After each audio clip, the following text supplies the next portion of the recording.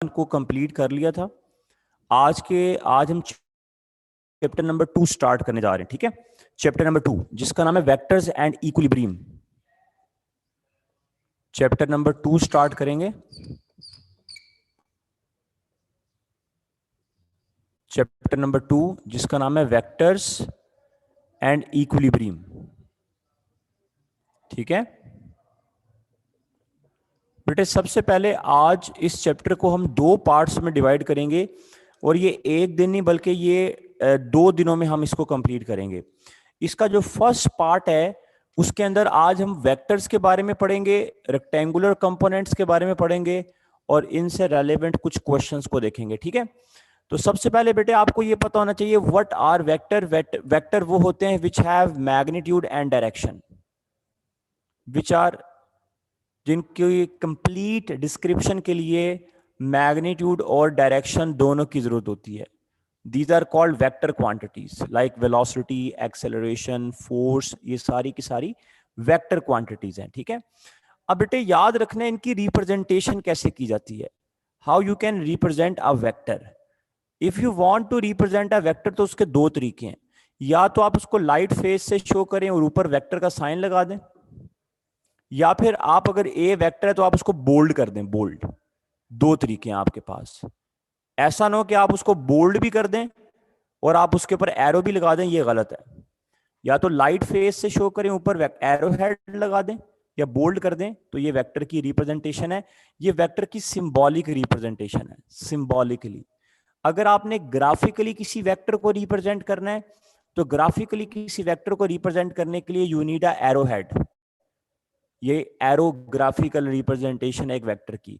इसमें इसकी लाइन, इसमें ये जो लाइन है, ये वाली लाइन, ये इस वेक्टर की मैग्नीट्यूड बताएगी और ये एरो हेड इसकी डायरेक्शन को बताएगा।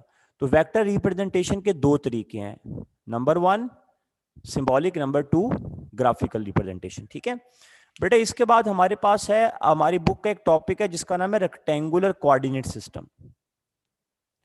रेक्टेंगुलर कोऑर्डिनेट सिस्टम हमारे पास 2 तरह के होते हैं। रेक्टेंगुलर कोऑर्डिनेट सिस्टम, एक बेटे हमारे पास रेक्टेंगुलर कोऑर्डिनेट सिस्टम है 2D प्लेन, 2D प्लेन, और एक बेटे हमारे पास होता है 3D स्पेस। 2 तरह के रेक्टेंगुलर कोऑर्डिनेट सिस्टम होते हैं।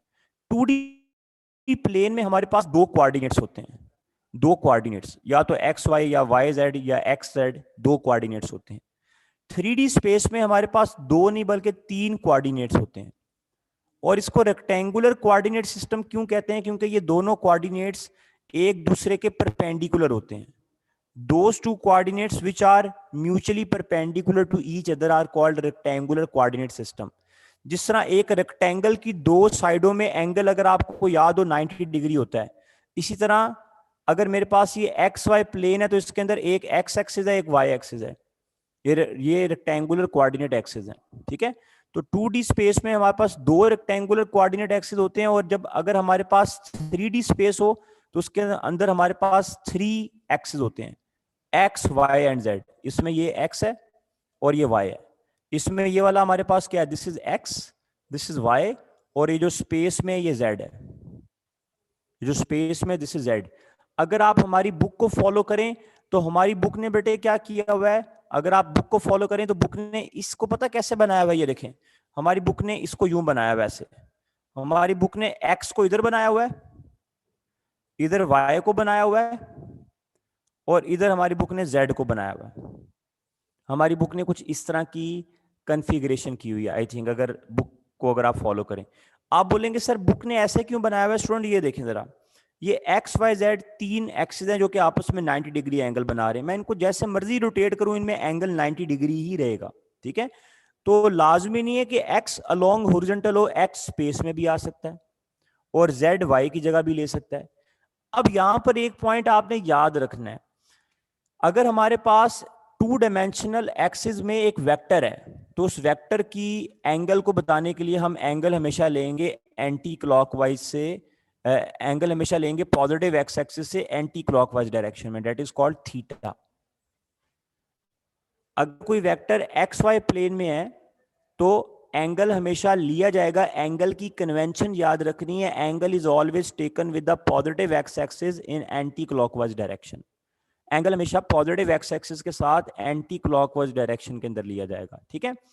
अगर बेटे हमारे पास एक्स वाई जेड एक्सिस में कोई वेक्टर है, तो एक्स के साथ जो इसका एंगल होगा that is called alpha, Y के साथ जो इसका एंगल होगा डेट इज कॉल्ड बीटा, और जेड के साथ जो इसका एंगल होगा that is called gamma.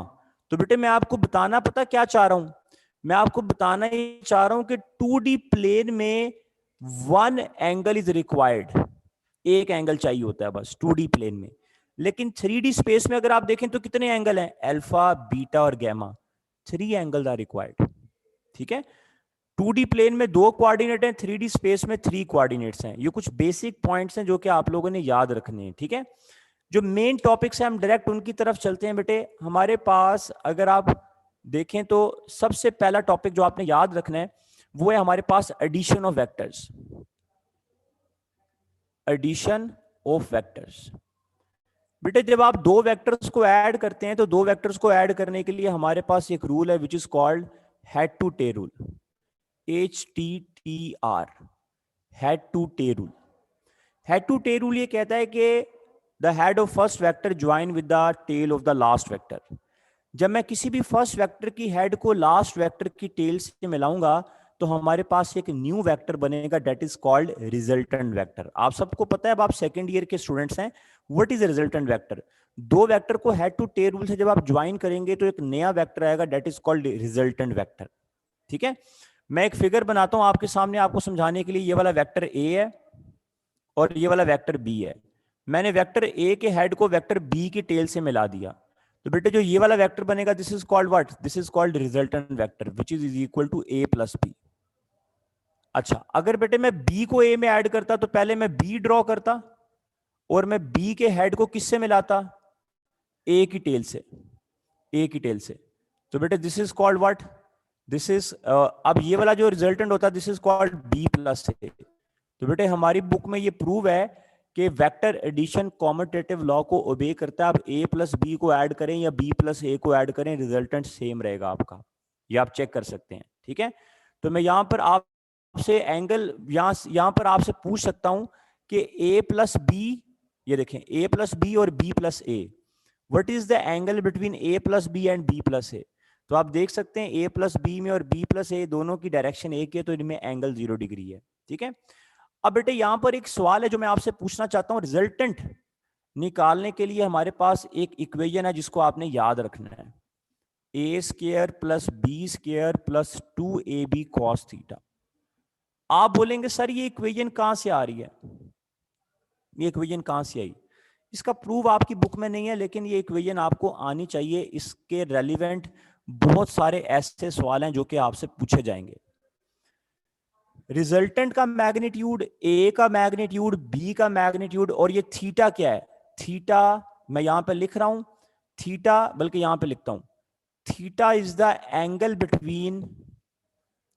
Between tails of, theta is the angle between tails of to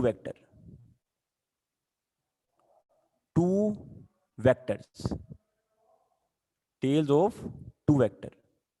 बेटे मेरी बात जरा सुनिएगा, अगर मैं आपसे इस फिगर के अकॉर्डिंग पूछूं कि ए और बी में एंगल क्या है, तो बेटे ये वाला एंगल लेना गलत है, this is not the right angle.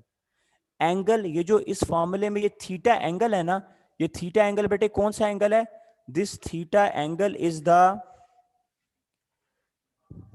हाँ जी, this theta is the angle between the tails of two vector.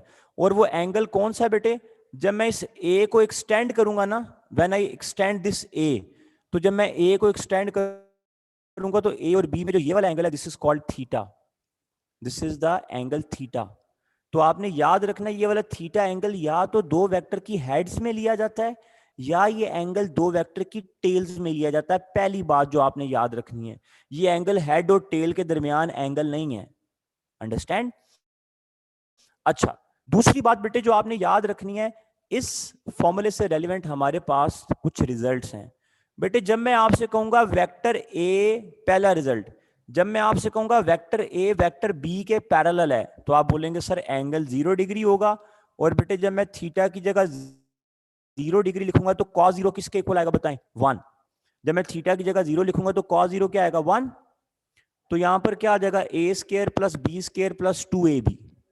A square plus B square plus 2ab क्या बनेगा? a प्लस बी का होल स्क्वायर, और वो स्क्वायर अंडर रूट से cancel हो जाएगा, तो हमारे पास रिजल्टेंट क्या आएगा? Resultant is equal to a plus B, which is called maximum resultant. दो वेक्टर्स का आंसर मैक्सिमम कब होगा? जब वो एक दूसरे के पैरेलल होंगे। रिजल्टेंट मैक्सिमम कब आया? When the angle between A and B is 0 degree. बेटे अगर मैं आपसे कहूं कि ए बी के, अगर मैं आपसे कहूं कि ए बी के एंटी पैरेलल है, तो फिर थीटा क्या होगा? बोले 180 डिग्री। 180 डिग्री। और जब मैं थीटा की जगह 180 लिखूंगा तो cos 180 क्या होता है? -1। जब यहां पर -1 आएगा तो प्लस माइनस माइनस हो जाएगा, यहां पे -2ab आ जाएगा। तो a square plus B square -2ab किसका होल स्क्वायर बनेगा? a माइनस बी का होल स्क्वायर, और वो स्क्वायर अंडर रूट से कैंसिल होगा, तो आंसर क्या आएगा? a minus B. a minus B.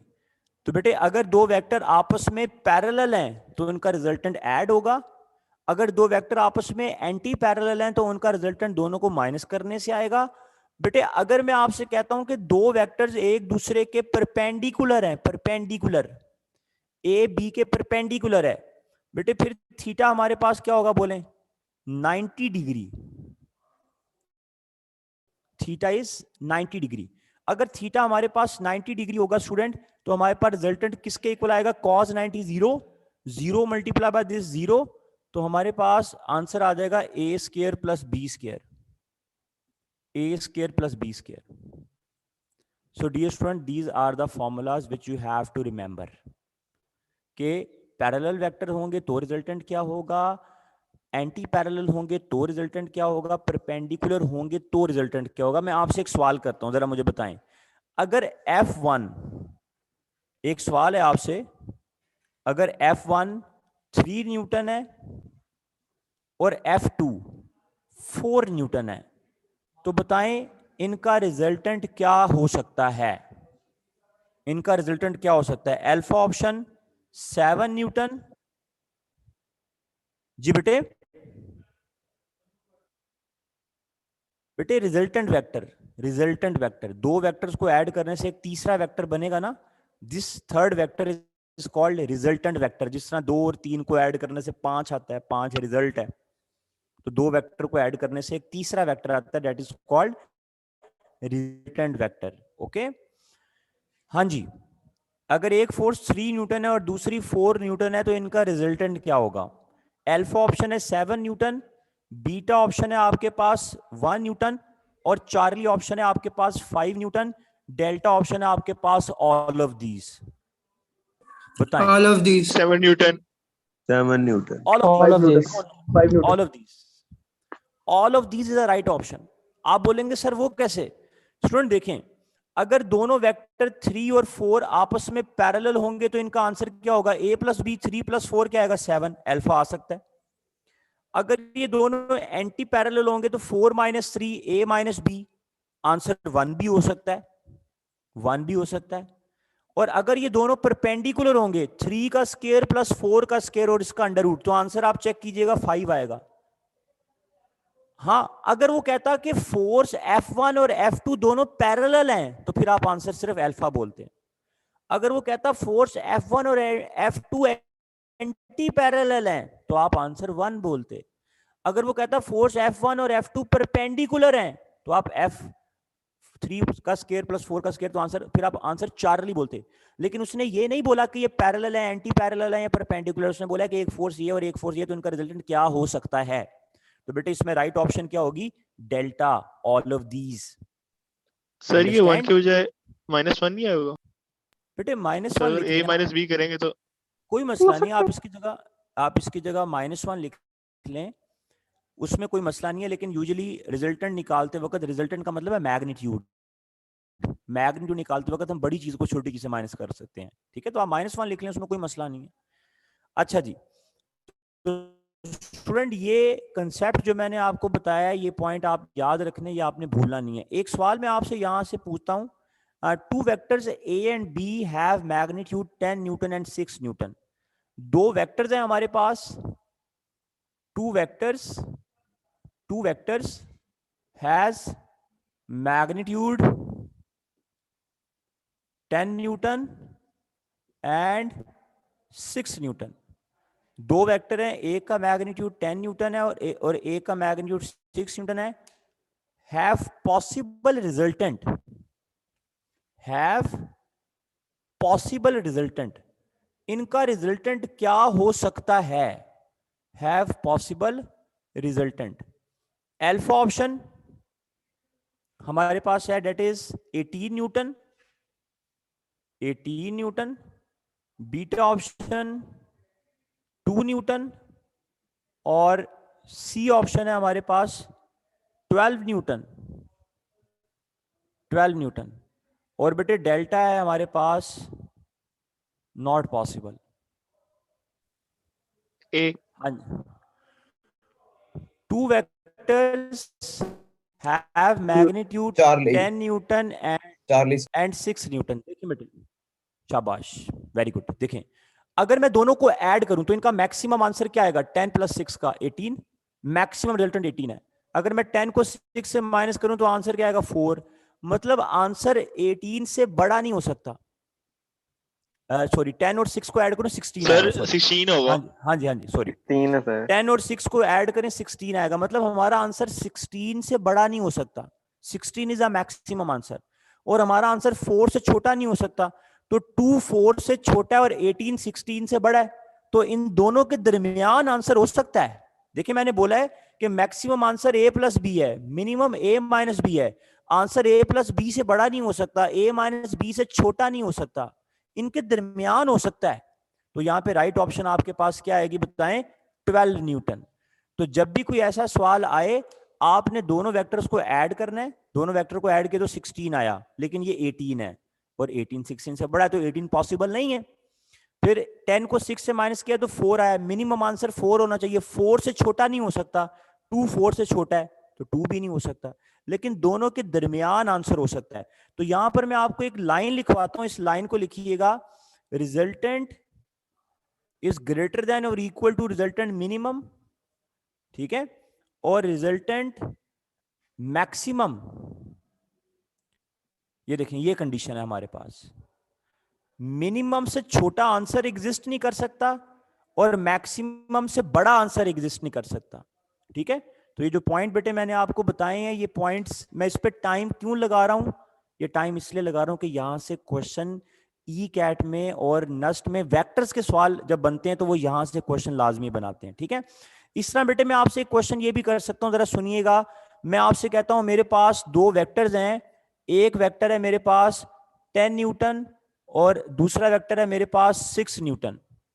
और इन दोनों का जो रिजल्टेंट है मेरे पास 4 न्यूटन आ रहा है. बताएं दोनों में एंगल क्या होगा? बोलें. 0 डिग्री, एंटी पैरेलल, 180 डिग्री.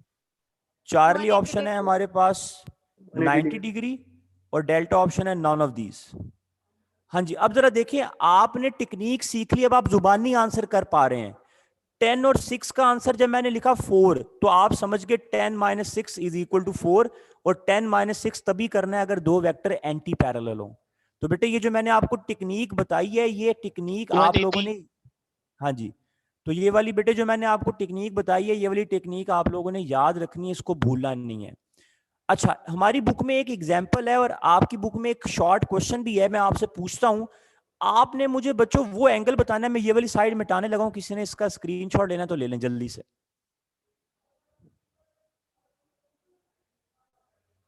जी स्टूडेंट्स, हमारी बुक में एक क्वेश्चन है जिसमें वो कहता है कि आप वो एंगल बताएं, एट विच एंगल. बड़े ध्यान से बेटे मेरी बात सुननी है आपने. आपने, ये भी एक एमसीक्यू है, आपसे मैं पूछ रहा हूं. एमसीक्यू ये, आपने वो एंगल बताना है जिसके ऊपर रिजल्टेंट का मैग्नीट्यूड और वेक्टर्स का मैग्नीट्यूड बराबर हो जाए. एट विच एंगल मतलब वो कौन सा एंगल हो जिस पे रिजल्टेंट का, हाँ, जिस पे रिजल्टेंट का आंसर वही हो जो ए और बी का हो. आप बोलेंगे सर वो हमें कैसे पता लगेगा? ये देखें स्टूडेंट, मैं ऑप्शन आपको देता हूं 0 डिग्री, बीटा ऑप्शन है 180 डिग्री, चार्ली ऑप्शन है 45 डिग्री और डेल्टा ऑप्शन है 120 डिग्री। 120 डिग्री एट विच, हाँ मेरा सवाल ये है एट विच एंगल रिजल्टेंट का वही आंसर हो जो ए का हो और वही बी का हो। तो आपने यही फॉर्मूला याद रखना है, ये फॉर्मूला आपको बहुत जगह हेल्प आउट करेगा। ये देखें, मैं इस फॉर्मूले में resultant is equal to what, A square plus B square plus 2ab cos theta, यही फॉर्मूला है ना बेटे। और बेटे जब मैंने बोला कि रिजल्टेंट का आंसर ए और बी के बराबर है, तो मैं हर किसी की जगह आर लिख लेता हूं, क्योंकि जो रिजल्टेंट का आंसर है वही ए और बी का आंसर है। तो जहां ए बी आर है वहां भी मैंने आर लिख लिया। अब आप इसको सॉल्व करें, R square plus R square 2r², और यहां पर क्या आ जाएगा 2r²। 2r² बेटे कॉमन आ जाएगा, ऐसी है, बोथ साइड पे स्क्वायर ले लें, यहां पर आपके पास आर स्क्वायर आ जाएगा, इधर आ जाएगा 2r² 1 प्लस कॉस थीटा। इतना मैथ्स आपको आता है, मैं डायरेक्ट कर रहा हूं। आर स्क्वायर से कैंसिल, ये 2 इधर चला जाएगा, इधर 1/2 आ जाएगा, इधर आ जाएगा कॉस थीटा इधर आ जाएगा और ये 1/2 उधर चला जाएगा। तो आप जब यहां से निकालेंगे ना कॉस थीटा, तो कॉस थीटा आपके पास आएगा -1/2, और जब आप इसका इनवर्स लेंगे तो आंसर आएगा 120 degree. Cos inverse -1/2 is equal to 120 degree. तो 120 डिग्री वो एंगल होता है जिसके ऊपर ये आपस में इक्वल हो जाते हैं। ये देखें, इसकी फिगर यूं बनेगी, ये वेक्टर ए है, ये वेक्टर बी है, और ये दोनों में एंगल 120 डिग्री है। अगर वेक्टर ए और बी में एंगल 120 डिग्री हो तो उनका रिजल्टेंट भी वही होगा जो वेक्टर ए और बी होंगे। This will become an equilateral triangle. Understand? तो ऐसे कुछ क्वेश्चन हैं बेटे जो आप लोगों को पता होने चाहिए, और ये आप लोगों ने भूलने नहीं है। एक आखिरी सवाल करके मैं नेक्स्ट टॉपिक की तरफ चलता हूं, क्योंकि ये सारे सवाल जो मैंने आपको करवाए हैं ये पास पेपर्स में एग्जिस्ट करते हैं, ये वाले सवाल। बेटे मेरा आपसे सवाल ये है कि अगर P and Q, if P is perpendicular to Q, P और Q एक दूसरे के परपेंडिकुलर है, और P और Q का मैग्नीट्यूड भी बराबर है। हमारी बुक का शॉर्ट क्वेश्चन है, ये आपने एफएससी में किया होगा, लेकिन इसको बोर्ड में कैसे पूछा गया वो जरा सुनिएगा। P और Q एक दूसरे के परपेंडिकुलर है और P और Q मैग्नीट्यूड में एक दूसरे के बराबर हैं। आपने ये बताना है what is the angle between P plus Q। आपने P प्लस Q में और P माइनस Q में एंगल बताना है मुझे। 90 degree. What is the angle between P plus Q and P minus Q? 90 degree. Very good. अगर P Q के perpendicular है तो P प्लस Q में और P माइनस Q में एंगल क्या होगा, ये हमें कैसे पता लगेगा? इसमें ऑप्शन है हमारे पास 0 डिग्री, बीटा ऑप्शन है 90 डिग्री, चार्ली ऑप्शन है 45 डिग्री, डेल्टा ऑप्शन है 60 डिग्री। देखें बच्चों, P Q के परपेंडिकुलर है, ये P है और ये Q आ गया। P Q के क्या है? परपेंडिकुलर। आप देख सकते हैं P और Q परपेंडिकुलर है, तो इनका रिजल्टेंट, इनका सम क्या होगा? P plus Q। ये जो मैंने बनाया ये इनका रिजल्टेंट है, हेड को टेल से मिलाएंगे तो ये रिजल्टेंट आया P प्लस Q। बेटे अगर Q ऊपर को है तो माइनस Q नीचे को होगा। नेगेटिव वेक्टर ओरिजिनल वेक्टर के ऑपोजिट होता है, अगर Q ऊपर को है तो माइनस Q नीचे को होगा। अगर मैं इसका रिजल्टेंट बनाऊं तो P का हेड माइनस Q की टेल से मिल रहा है, तो इसका रिजल्टेंट क्या होगा? P minus Q। अंडरस्टैंड? तो P प्लस Q का सम क्या है? ये P प्लस Q, और P माइनस Q का रिजल्टेंट क्या है? Difference P minus Q। अब मैंने आपसे एंगल किसका पूछा था बताएं? मैंने आपसे एंगल पूछा P प्लस Q का और P माइनस Q का। ये P प्लस Q ये पड़ा हुआ है, P माइनस Q ये पड़ा हुआ है। P प्लस Q और P में एंगल कितना है? 45 degree.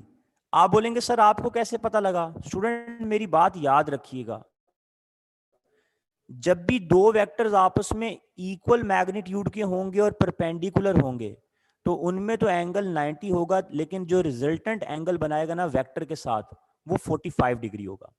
45 degree.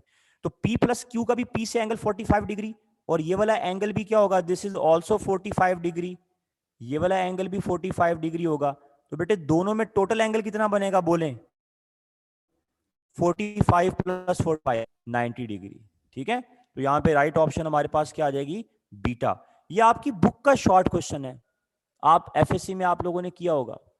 P plus Q में P माइनस क्यू में एंगल बताएं। हाँ, अगर मैं सवाल को चेंज कर देता और आपसे कहता what is the angle between, ये वाली लाइन P है ना, ये P वाली लाइन है, अगर मैं आपसे कहता what is the angle between P, sorry यहाँ पे P नहीं आएगा, what is the angle between P and P plus Q, तो फिर आपने ये वाला एंगल बताना था, ये 45 डिग्री होता। अगर मैं पूछूंगा P प्लस क्यू में और P माइनस क्यू में एंगल, तो मैं इन दोनों का एंगल पूछ रहा हूँ, ये देखें इन दोनों का एंगल, इनका एंगल। अगर आप इनको यूं करें ना ऐसे, तो ये तकरीबन, अगर ये यूं ऐसे, अगर मैं इनको यूं करूं तो ये परपेंडिकुलर वाली फिगर देंगे, ठीक है। तो मैं यहां से आपसे दो तरह के सवाल कर सकता हूं, P प्लस क्यू और P माइनस क्यू में एंगल क्या है, 90 डिग्री, ठीक है। अगर मैं पूछूं P में और P प्लस क्यू में एंगल कितना है, तो वो 45 डिग्री है। ओके, मैं अब आपको एंगल फाइंड करने की एक और टेक्निक भी बताऊंगा, लेकिन ये जो पॉइंट्स मैंने बताए हैं बेटे, इनको आपने भूलना नहीं है, इन पॉइंट्स को आपने याद रखना है स्टूडेंट्स, ठीक है। इसको मैं रेस करने लगा हूं, ये वाली साइड को, स्क्रीनशॉट आपने ले लिया होगा, ये वाली साइड रेस करने लगा हूं मैं।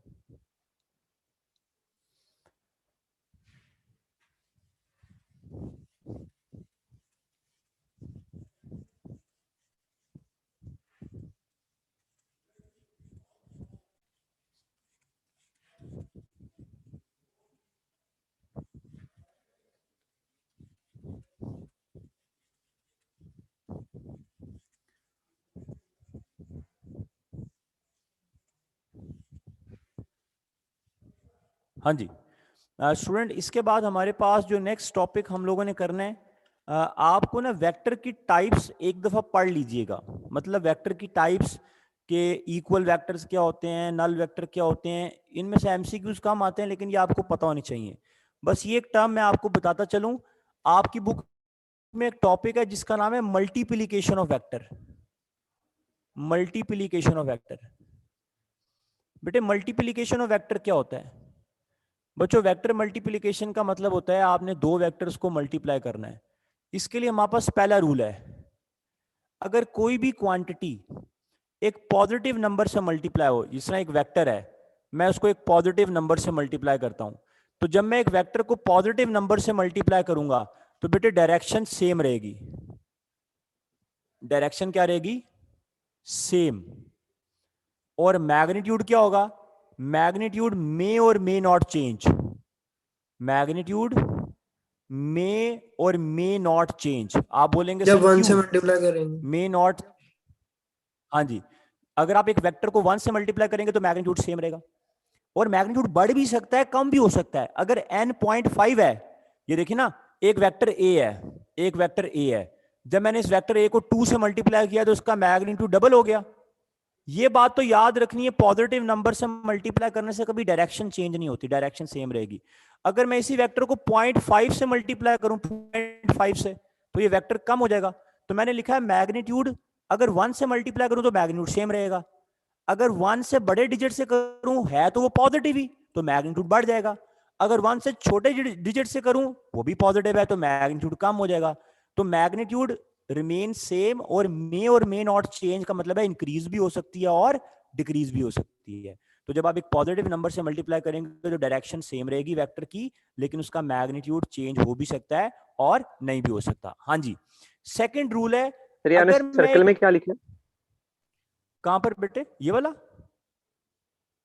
बेटे ये n है, n, n कोई भी नंबर है, नंबर।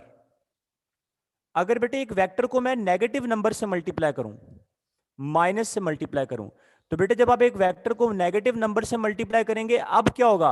अब डायरेक्शन ऑपोजिट हो जाएगी, direction will reverse, direction reverse होगी, और मैग्नीट्यूड के लिए सेम रूल आ जाएगा। मैग्नीट्यूड या तो सेम रहेगी या मे और मे नॉट चेंज। जिस तरह अगर वेक्टर हमारे पास 2a है और जब मैं उसको -2a से करूंगा तो उसकी मैग्नीट्यूड डबल हो जाएगी, लेकिन डायरेक्शन रिवर्स हो जाएगी।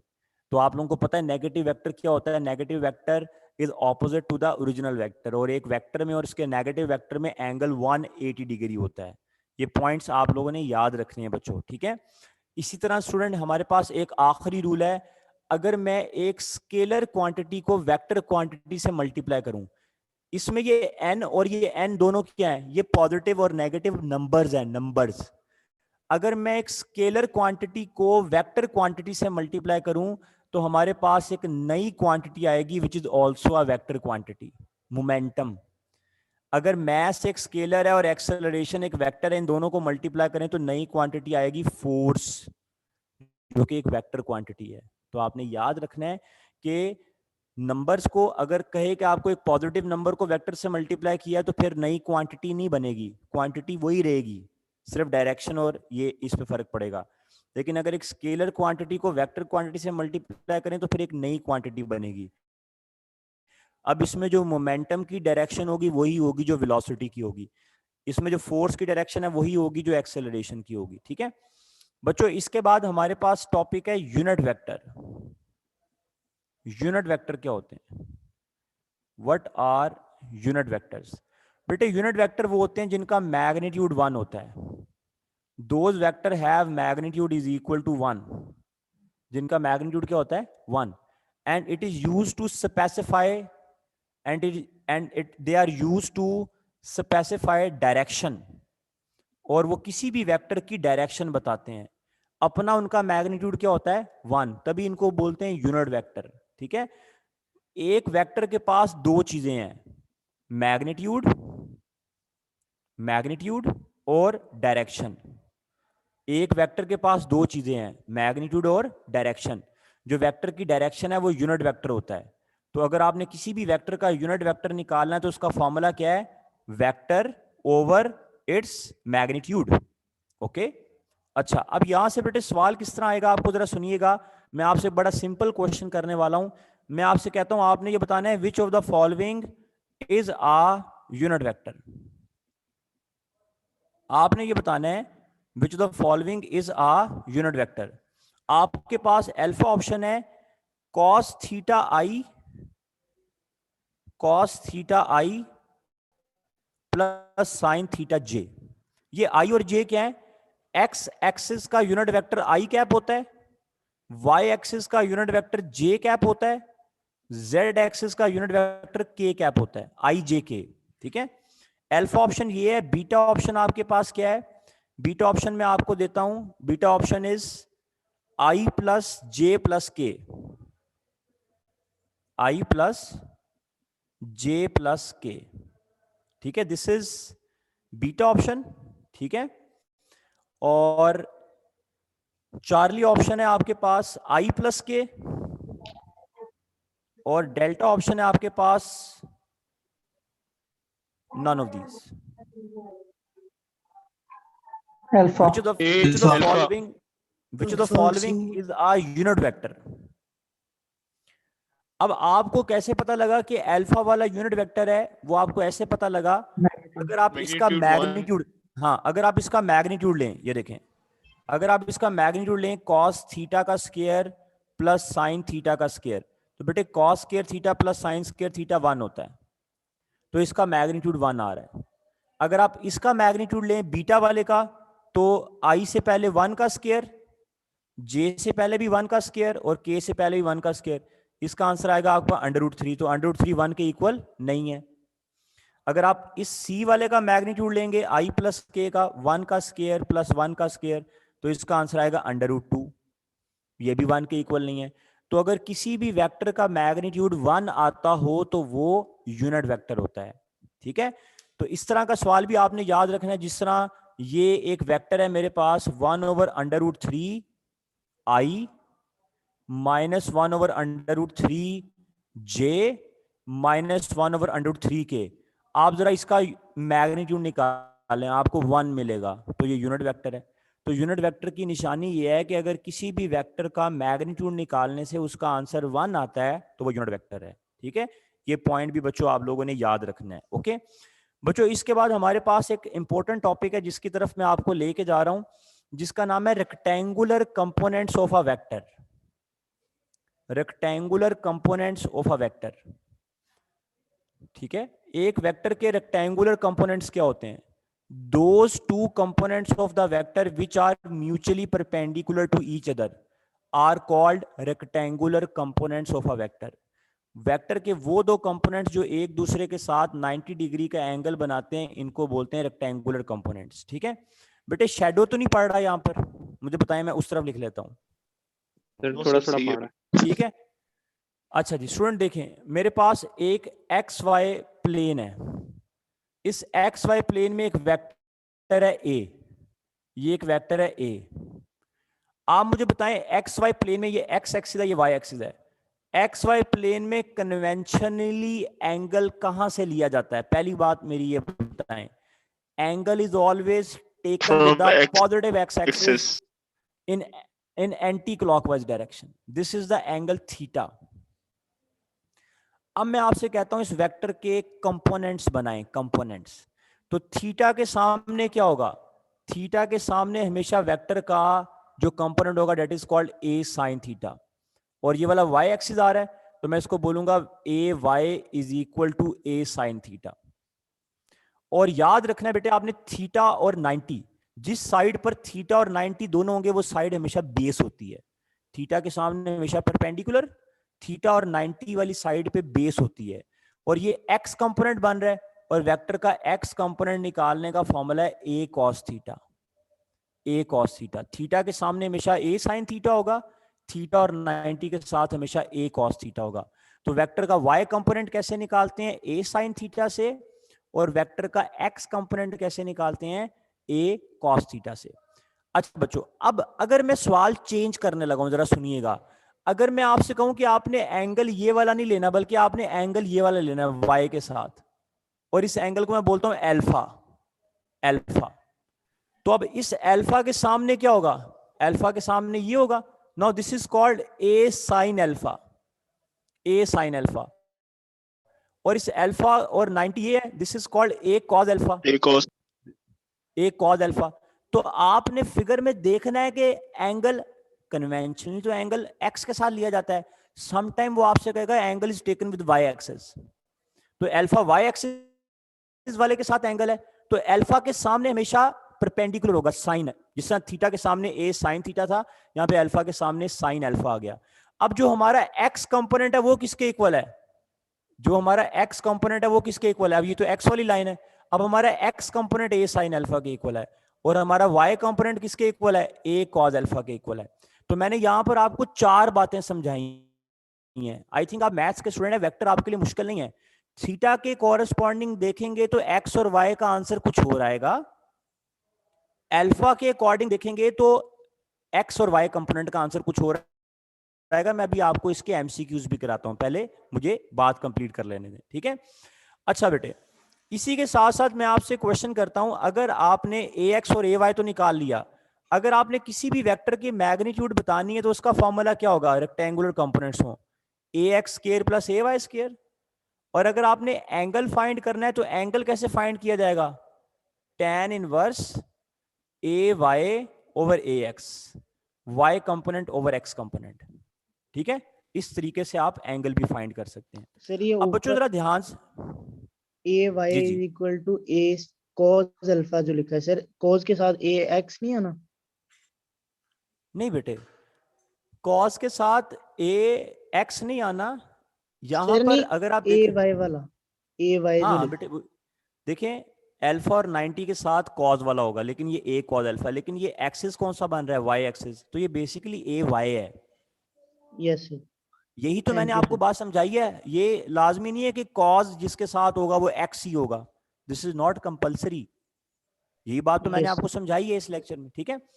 अच्छा, अब बेटे आपके पास एक क्वेश्चन है जो मैं पूछने वाला हूं। हाँ जी, क्वेश्चन ये है कि अगर ए एक्स और ए वाई आपस में बराबर हैं, अगर ए एक्स और ए वाई मैग्नीट्यूड में बराबर हैं, तो बताएं इनमें एंगल क्या होगा?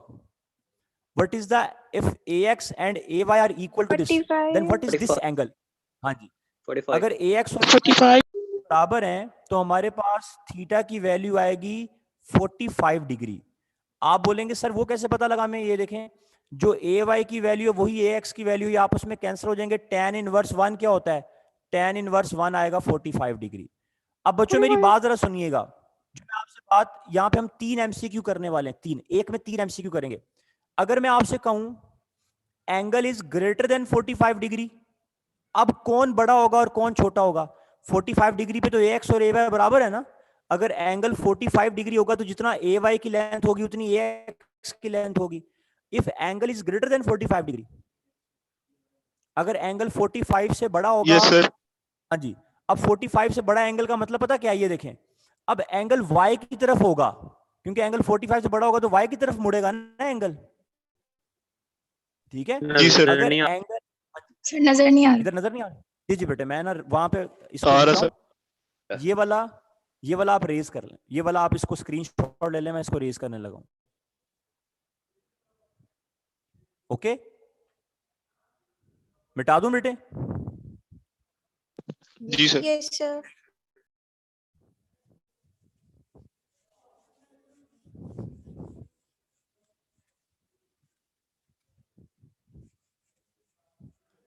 यार टाइम बताना जरा कितना रह गया। सर 10 मिनट रहते। ओके,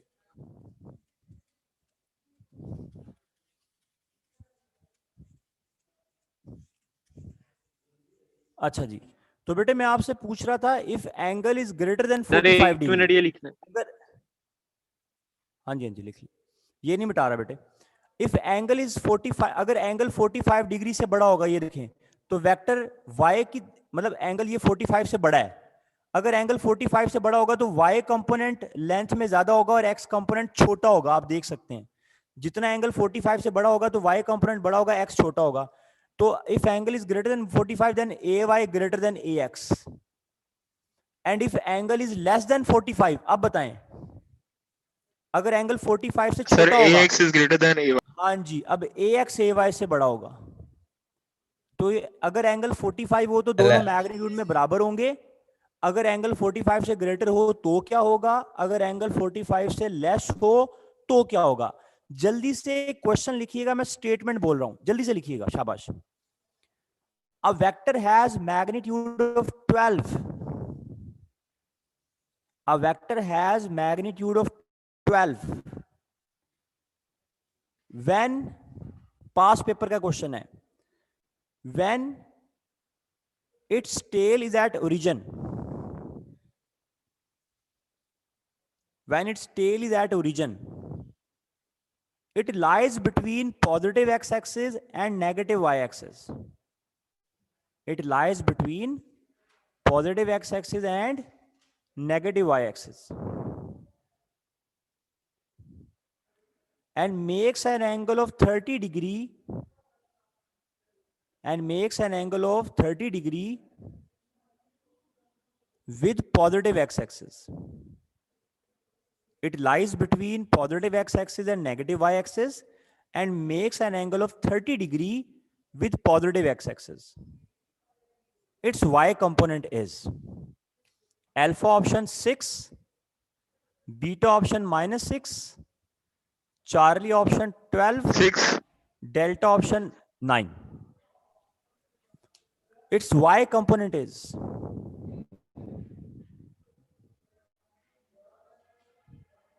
स्टेटमेंट को फॉलो करें जरा। स्टेटमेंट में उसने बोला एक वेक्टर जिसका मैग्नीट्यूड 12 है, अब वो है कहां पर? उसने बोला है कि उसकी टेल ओरिजिन पर है और वो वेक्टर खुद कहां पर है? पॉजिटिव एक्स और नेगेटिव वाई। बेटे ये पॉजिटिव एक्स है, ये पॉजिटिव वाई है, ये नेगेटिव एक्स है, ये नेगेटिव वाई। पॉजिटिव एक्स और नेगेटिव वाई इधर होगा, वो वेक्टर इधर है।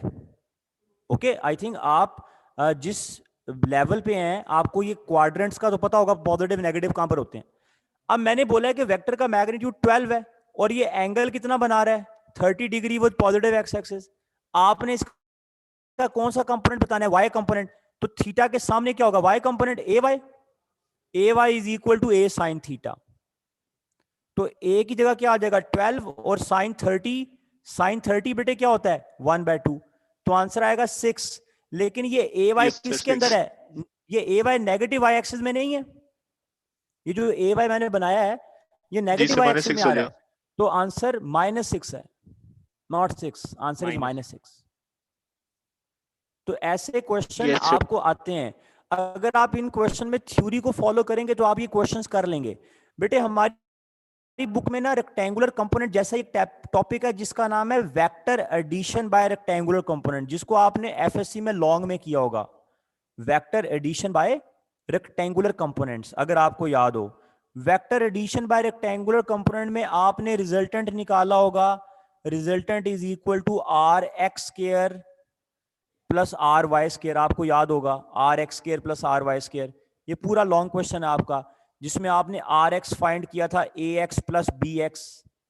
मैं आपको वैसी आइडिया दे रहा हूं, ये डेरिवेशन आपको एमसीक्यूज में नहीं आनी आपसे बेटे। उसने यहां से ज्यादातर सवाल एंगल्स वाले आते हैं, जो अभी तक मैंने ट्रेंड देखा है, स्पेशली नस्ट के अंदर यहां से बहुत ज्यादा सवाल एंगल्स वाले पूछता है। रिजल्टेंट का ये फॉर्मूला है, और phi tan inverse R Y over R X. आप बोलेंगे सर ये फाई कहां से आ गया, इस थीटा को आपने फाई क्यों बना दिया? अब मैं जो आपको समझाने वाला हूं ना बेटे, बड़े ध्यान से सुनना है आपने। Difference between phi and theta, इस टेबल में आपको मोर देन 15 एमसीक्यूज मिलेंगे, बड़े ध्यान से सुनना है आपने। बेटे मेरे पास ये एक्स वाई एक्सिस है, ये फर्स्ट क्वाड्रेंट का रिजल्टेंट है, ये पॉजिटिव एक्स है, ये पॉजिटिव वाई है, ये नेगेटिव वाई है, ये नेगेटिव एक्स है। ओके, एक वेक्टर फर्स्ट क्वाड्रेंट में है, एक वेक्टर सेकंड क्वाड्रेंट में है, एक वेक्टर थर्ड क्वाड्रेंट में है, एक वेक्टर फोर्थ क्वाड्रेंट में है। ये फर्स्ट क्वाड्रेंट है।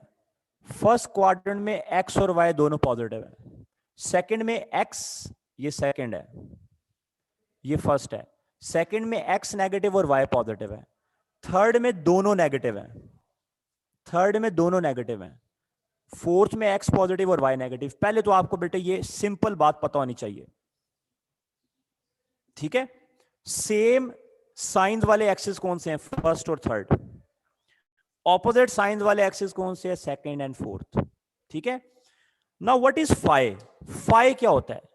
फाई यहां पे लिख रहा हूं, phi is the quadrant angle, quadrant angle, phi quadrant angle है।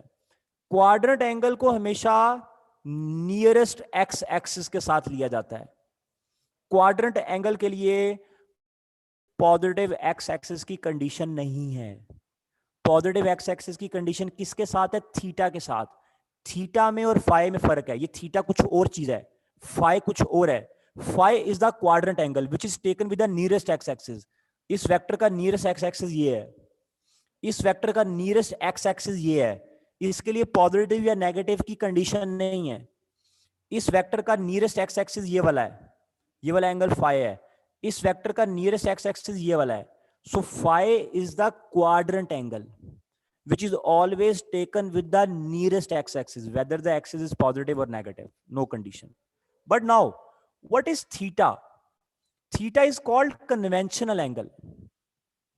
Theta is called conventional angle, and conventional angle is taken with the positive x axis, positive x axis in anti-clockwise direction. जो conventional angle है उसकी शर्त है कि वो हमेशा positive x axis से स्टार्ट होगा एंटी क्लॉकवाइज डायरेक्शन में। मैं जब इसका थीटा बनाऊंगा तो यहां से यहां तक ये क्या होगा बताएं? थीटा। जब मैं उस वाले का थीटा बनाऊंगा सेकंड का, तो उसका थीटा यहां तक होगा। ऐसे ही ना, स्टार्ट कहां से हुआ? पॉजिटिव एक्स एक्सिस और एंटी क्लॉकवाइज में। अगर ये आधा सर्कल पूरा हो जाए तो आप बोलते 180 है, लेकिन 180 से फाई कम है, तो यहां पर क्या आएगा बताएं? यहां पे थीटा फाई के इक्वल होगा, इसमें थीटा और फाई बराबर होंगे। इसमें थीटा किसके इक्वल होगा बेटे बोलें? 180 माइनस फाई। 180 माइनस 5। क्योंकि अगर ये पूरा हो जाता तो 180 होता, लेकिन ये 5 टाइम्स कम है, तो लिखेंगे 180 माइनस 5। जब मैं थर्ड क्वाड्रेंट की बात करूंगा तो थीटा फिर से कहां से स्टार्ट होगा? With positive x 180 plus 5। Clockwise. हाँ जी, अब मैं जा रहा हूं और मैं अब इसको क्रॉस करके, जब क्रॉस किया तो 180 हो गया, और जब मैं 180 से आगे गया तो ये 180 में 5 ऐड होगा। Theta is equal to 180 plus 5। Understand? और 5 कैसे निकालना है? tan inverse y over x से। और जब मैं थर्ड क्वाड्रेंट की बात, फोर्थ क्वाड्रेंट की बात करूंगा, अगेन मैं पॉजिटिव एक्स एक्सिस से स्टार्ट हुआ और पॉजिटिव एक्स एक्सिस से स्टार्ट होके मैं एंटी 360 माइनस क्लॉकवाइज।